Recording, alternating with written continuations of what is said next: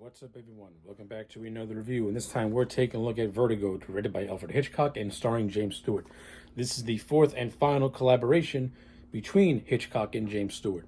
Vertigo is often hailed as one of Hitchcock's greatest movies and one of the greatest movies ever made. That's to the majority consensus. To me, I thoroughly enjoyed Vertigo. I thought this was a really good movie. I think Rear Window personally is much, much better. But for what Vertigo did and for the innovativeness of it, Vertigo definitely deserves all the accolades that it's garnered in its near 70 years of existence. So without any further ado, let's go over the movie. First, the overall premise of Vertigo is as follows. Set in San Francisco, this film creates a dizzying web of mistaken identity, passion, and murder after an acrophobic detective, played by James Stewart, rescues a mysterious blonde, played by Kim Novak, from the Bay, and he must unravel secrets of the past to find the key to his future. So that is the overall plot line of Vertigo. So for me, Vertigo is a damn good movie. So but first things first, let me get my positives out of the way. The overall cast in this movie, I thought, was actually really well done. Once again, James Stewart plays a character who comes across as morally ambiguous, but also very likable in a lot of ways. I think the character of Scotty is a good character. I like how he's a flawed character. You know, he suffers from acrophobia, a fear of heights, and he also suffers from vertigo, which is a fear, which is a fear of rotational gravity or something like that. So this is a flawed guy who lets his phobias get the better of him. And we see that in the opening prologue when a fellow officer of him falls to his death and he fails to rescue him because of a fear of heights. This is what leads to his retirement and him becoming a private eye to this guy named Galvin Allister, who hires him to kind of tail his wife as he feels she's doing suspicious things. All throughout this film, I thought James Stewart put on a fantastic performance. He captured the everyday version of Scotty as this everyday likable guy, and as the film progresses, we see his mental psychosis just break down completely to the point where he is just borderline on paranoia. And I thought James Stewart, all throughout, fantastic performance as the character of Scotty. I enjoyed it a lot. Different from Rupert from Rope, and much, much different from his character in Rear Window. Vertigo shows the other facet of James Stewart as an actor. Got no complaints with that whatsoever.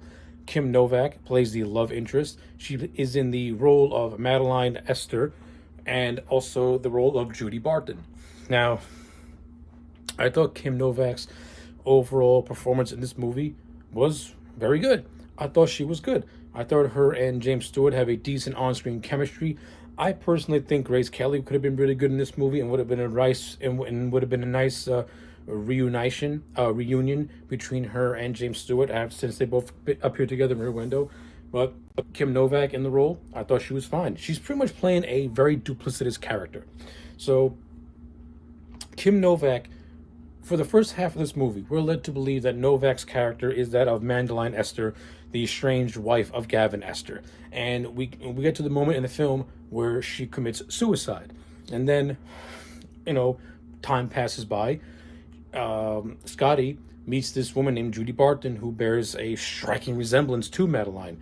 And as this progresses, we find out that Judy Barton was actually part of a murder scheme with Gavin Esther to kill the wife, with Judy Barton, pretty much playing the role of Madeline and trying to throw Scotty off a trail, pretty much. And this is what causes Scotty to develop his paranoia.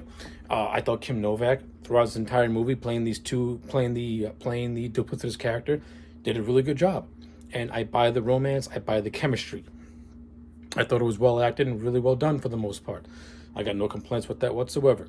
And the other supporting cast in this movie, I thought, played out their roles well, with the one character who I didn't really care for is the character of Marjorie, who is the ex-fiancée of James Stewart. She has little roles peppered all throughout this movie. I really didn't think she was really necessary or crucial to the overall plot. You could have taken her character out, and it would have been so much better. The character of Galvin Elster, who is the ringleader of this whole thing, we don't see Scotty bring him to justice, or the big revelation, or them having a final confrontation when Scotty pieces everything together.